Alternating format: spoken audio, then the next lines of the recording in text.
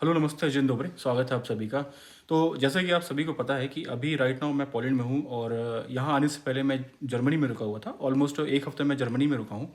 तो इसी बीच में अभी आप सब लोगों को पता होगा कि जनवरी के महीने में ही जो जर्मन काउंसलर थे वो इंडिया आए थे और इंडिया और जर्मनी के बीच में जो है एमओयू साइन हुआ है, जिसके तहत जो इंडियन पासपोर्ट होल्डर्स हैं उनको ट्रांजिट फ्री है जर्मनी में। उनके लिए जिनके पास में शेंगेन वीज़ा नहीं है या मतलब यूरोप की किसी भी कंट्री का किसी भी टाइप का वीज़ा उनके पास में नहीं है और वो और कहीं जाना चाहते हैं, तो उनके लिए जो है जो ट्रांजिट वीज़ा पहले उनको लेना पड़ता था, अब वो फ्री हो गया है। तो सबसे पहले आपको ये समझना है कि ट्रांजिट वीज़ा एक्चुअली होता क्या है, क्योंकि अभी जो मैं वहाँ पर रुका हुआ था जर्मनी में, तो मुझसे 2-3 लोगों ने बोला कि भाई आपको तो अच्छा है, आप अभी जो है जर्मनी घूम लिए, 2-4 दिन आप रुक लिए वहाँ पे, क्योंकि अभी जो ट्रांजिट वीज़ा हो गया इंडियंस के लिए, तो उसकी वजह से इसलिए मैं बोल रहा हूँ आपसे कि आपको सबसे पहले ये समझना है कि ट्रांजिट वीज़ा का मतलब होता क्या है। तो ट्रांजिट का मतलब ये होता है कि आप एक जगह से दूसरे जगह आपको जाना है, लेकिन उसकी दूरी बहुत ज़्यादा होने के कारण आपको कुछ समय के लिए किसी और स्थान पे रुकना है। फॉर एग्जांपल, यदि आपको इंडिया से यूएस जाना है और यदि डायरेक्ट फ्लाइट है तो अच्छी बात है, लेकिन यदि आप कोई कनेक्टिंग फ्लाइट लेते हैं, फॉर एग्जांपल आप इंडिया से जाते हैं जर्मनी, देन जर्मनी से आपकी अगली फ्लाइट होगी यूएस के लिए या कनाडा या मतलब और कहीं के लिए भी जो यूरोप में नहीं है। तो जर्मनी में आपको, आप जब एयरपोर्ट पे लैंड होंगे तो अब उस एयरपोर्ट पे आपका जो समय बीतेगा तो वो समय वहाँ पे स्पेंड करने के लिए आपको वीज़ा लेना होगा। तो आप जब जर्मनी में रुकेंगे, चाहे वो 2 घंटा हो, 5 घंटा, 10 घंटा, 24 घंटा या मैक्सिमम जो है 72 घंटा, यदि आप इतना टाइम रुकते हैं तो उसे कहा जाता है ट्रांजिट। मतलब आप वहाँ पे थोड़े टाइम के लिए स्टे करेंगे, उसे हम आम भाषा में या एविएशन की भाषा में उसको लेओवर भी कहा जाता है,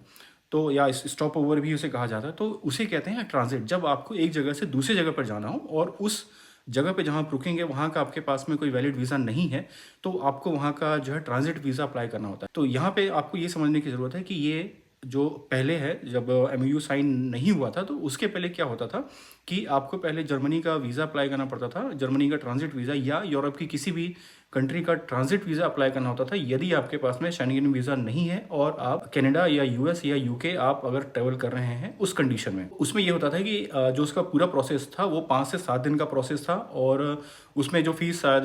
60 टू 70 यूरो की उसकी फीस होती थी, जो कि ए टाइप का वीज़ा कहलाता है। तो उस वीज़ा की आपको आवश्यकता होती थी जर्मनी में, भले 2-4 घंटे, 12-24 घंटे या मैक्सिमम 72 घंटे तक स्टे करने की। बट यदि कोई ऐसा इंडियन बंदा जिसके पास में शेंगेन वीज़ा नहीं है, शेंगेन की किसी भी कैटेगरी का वीज़ा नहीं है और वो बंदा यूएस, यूके या कनाडा जा रहा है या यूरोप के अलावा किसी भी कंट्री में जा रहा है, यदि वो जर्मनी हो करके जाता है तो उसे ट्रांजिट वीज़ा लेने की ज़रूरत नहीं है। ये आपको शायद जो है क्लियर हो गया होगा। लेकिन जो मेरे केस में क्या था, चूंकि मेरे पास में ऑलरेडी टीआरसी है, मेरे पास में ऑलरेडी जो है पोलैंड की टीआरसी है, इट मीन्स मुझे ये अलाउ है कि मैं शेंगेन की जितनी भी 28-29 कंट्रीज है उनमें मैं ट्रेवल कर सकता हूँ, वहाँ से मैं फ्लाइट ले सकता हूँ कहीं भी जाने के लिए। और यदि मैं अपने होम कंट्री या मैं कहीं से भी, मैं शेंगेन के किसी भी कंट्री में आ रहा हूँ तो मैं किसी भी कंट्री में लैंड हो सकता हूँ, उसके लिए ये आपको जो है राइट्स मिल जाते हैं। तो टीआरसी होने का बेनिफिट ये होता है, आपको शेंगेन की किसी भी कंट्री का टीआरसी है तो उसका सबसे बड़ा बेनिफिट यही होता है कि आप फ्रीली जो शेंगेन एरिया है आप उसमें ट्रेवल कर सकते हैं विदाउट एनी रोक टोक। मतलब आपको किसी भी तरह की रोक टोक की ज़रूरत नहीं है,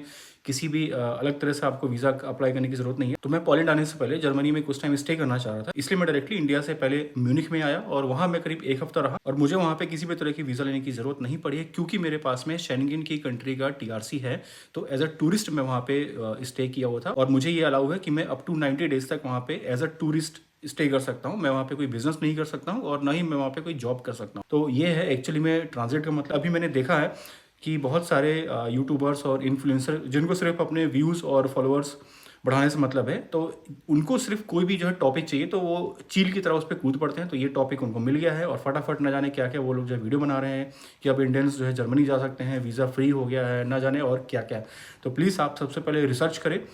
कुछ भी इन्फॉर्मेशन आती है, कुछ भी अपडेट है, आप सबसे पहले रिसर्च करें। 2, 4, 5, 10 यूट्यूबर्स या जो भी हैं इन्फ्लुएंसर्स, आप उनकी वीडियोस देखिए, किसी एक के भरोसे आप ना बैठे। ऑफिशियल वेबसाइट पर जाए, जो गवर्नमेंट की ऑफिशियल वेबसाइट होती है आप उन पर जाए, यदि आपको गूगल की बातों पर भी भरोसा नहीं है तो होपफुली आपको